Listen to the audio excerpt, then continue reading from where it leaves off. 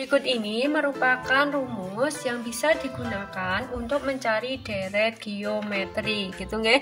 Di sini ada dua rumus yang bisa kalian gunakan, nggih. Rumus yang atas, nggih, dan rumus yang bawah. Nah, apa perbedaan dari kedua rumus ini, nggih? Sebenarnya perbedaannya itu hanya pada tata letak penulisan antara bilangan 1 dengan R, gitu nggih. Kalau yang atas itu R kurangi 1, nggih, sedangkan yang bawah itu 1 dikurangi R, nggih. Kapan kita menggunakan rumus yang atas dan kapan kita menggunakan rumus yang bawah, gitu nggih. Contoh, untuk menggunakan rumus yang atas itu digunakan ketika rasionya itu lebih dari 1, nggih. Misal pada barisan bilangan berikut ini, nggih. 3 1 3, 9, 27. Oke. Pada barisan bilangan geometri ini, rasionya itu adalah 3. Oke. Karena rasionya itu 3, yang mana 3 itu lebih dari 1, berarti kita gunakan rumus yang atas. Beda ketika pola barisan bilangannya itu adalah 64, 32, 16, 8, dan seterusnya. Nah, pada pola barisan geometri ini rasionya itu adalah setengah, okay? Setengah, ya. Rasionya itu adalah setengah. Setengah ini kurang dari 1, okay? Karena kurang dari 1 berarti rumus yang kita gunakan adalah rumus yang bawah. Oke.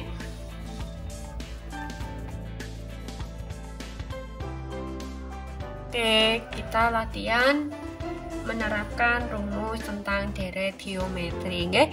Contoh soalnya, kalian diberikan suatu barisan geometri 1, 3, 9, 27, nggih. Seperti yang telah kalian cermati dari penjelasan awal sampai akhir bahwa barisan ini memiliki rasio sama dengan 3, okay? Karena ini memiliki rasio sama dengan 3, berarti ketika ditanyakan deret, okay, kita gunakan rumus yang atas, rumus pertama, karena rasionya itu lebih dari 1, gitu, okay? Bagaimana untuk mencari S ke 10, okay? Kita gunakan rumus Sn sama dengan U1 dikali R pangkat N dikurangi 1, okay, dibagi R dikurangi 1, okay. Karena di sini yang ditanyakan itu S ke 10, berarti N-nya itu sama dengan 10. S10 sama dengan, okay, U1 dikali R pangkat 10 dikurangi 1, okay, kurangi 1 dibagi R dikurangi 1, okay. Nah, karena di sini suku pertamanya sudah ada, suku pertamanya itu adalah 1, okay.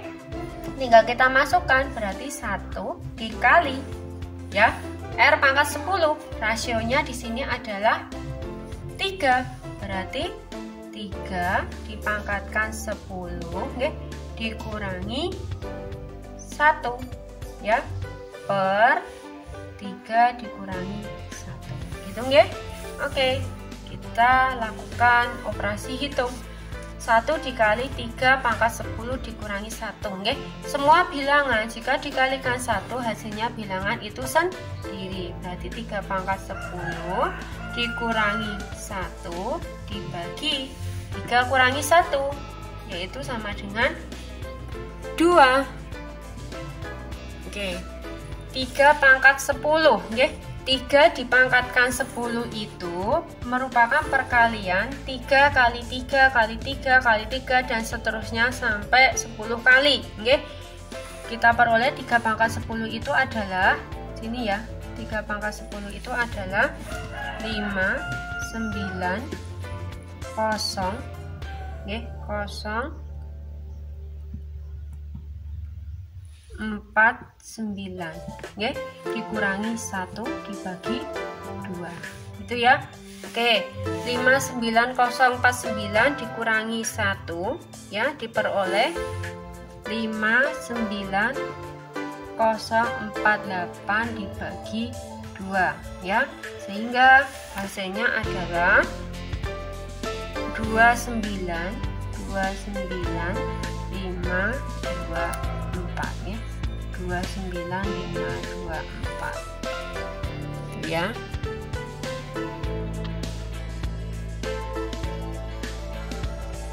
Oke, kita lanjut ke contoh soal yang kedua. Pada contoh soal yang kedua ini, kalian diminta untuk mencari deret kelima, berarti S5 ya, S5 dari suatu barisan geometri dengan suku pertamanya adalah 9 ya, suku pertamanya adalah 9, suku keduanya adalah 3, suku ketiganya adalah 1, dan seterusnya gitu ya. Untuk menyelesaikan soal ini, silakan dituliskan apa yang diketahui di dalam soal. Oke, di dalam soal diketahui nilai dari suku pertamanya, ya. Kemudian diketahui karena di sini barisan geometri berarti mempunyai rasio yang selalu tetap, ya. Memiliki rasio yang selalu tetap, yaitu perbandingan antara dua suku berurutan ya.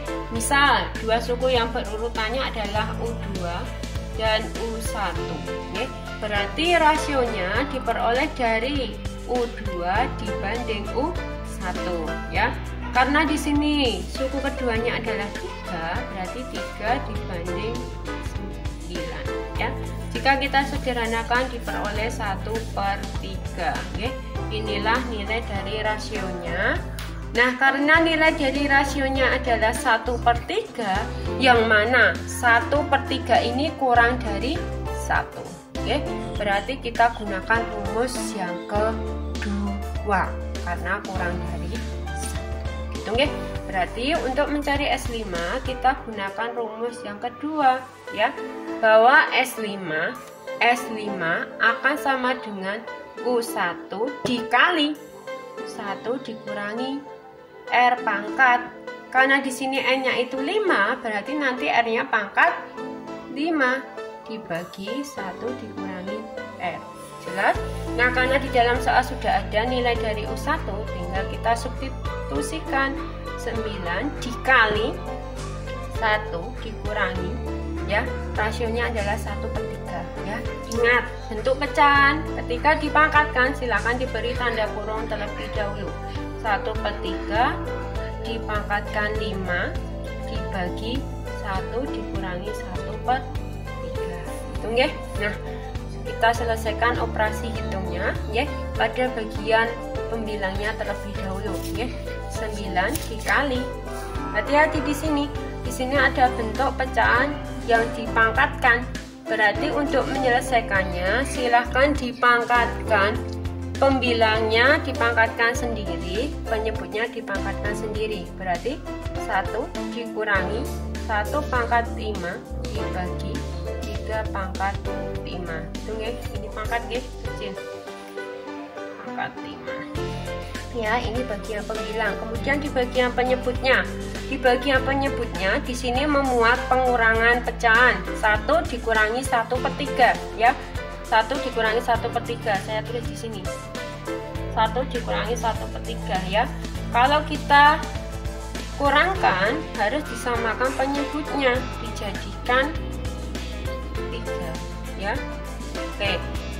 Ketika penyebutnya kita ubah menjadi penyebut 3, berarti nanti di sini akan menjadi 3/3 dikurangi 1/3 diperoleh 2/3. Oke. Berarti pada bagian penyebutnya adalah 2/3. Jelas ya? Oke, kita lanjut. Akan diperoleh 9 dikali ya, 1 dikurangi ya. 1 dipangkatkan 5, bilangan 1 dipangkatkan bilangan apapun, hasilnya tetap akan sama dengan 1. Oke. Kemudian dikurangi 3/5. Perkalian secara berulang 3 kali 3 kali 3 kali 3 kali 3 sampai sebanyak 5 kali, sehingga diperoleh 2/3. Oke, dibagi ya, dibagi 2/3 ya. Saya tulis ini ya, dibagi, ini ada bagi ya, 2/3. Oke. Oke, kita selesaikan. Untuk menyelesaikan operasi pecahan ini sama hanya dengan tadi pada bagian penyebutnya gitu ya, tinggal disamakan penyebutnya menjadi 243 ya, menjadi 243 dikurangi 243 gini ya bagian penyebutnya. Untuk bilangan pertama, ketika penyebutnya diubah menjadi 243, berarti pembilangnya di sini juga 243 dikurangi 1 ya. Hati-hati karena di sini merupakan pembagian bilangan pecahan. Untuk menyelesaikannya harus diubah menjadi bentuk perkalian, okay? Dengan pembilang dan penyebutnya ditukarkan 3/2. Oke, tinggal kita sederhanakan 9 dikali penyebutnya sama 243, kemudian 243 dikurangi 1 akan diperoleh 242 dikali 3/2. Oke, tinggal kita sederhanakan ya. Untuk yang 243 kita bagi dengan 3 ya, akan diperoleh 81 ya. 81 kemudian kita sederhanakan dengan 9 ya, dengan cara 9 dibagi 9 diperoleh 1, 81 dibagi 9 diperoleh 9 gitu ya. Kemudian ini untuk 242 kita sederhanakan dengan 2 ya, sama-sama kita bagi dengan bilangan 2 dibagi 2 1, pada bagian atas akan diperoleh 1 2 1 ya. Sehingga untuk bagian pembilangnya tinggal 1 dikali 121 dikali 1 diperoleh 121. Pada bagian penyebutnya tinggal angka 9 ya, sehingga diperoleh bahwa penjumlahan sampai suku yang kelima adalah 121/9.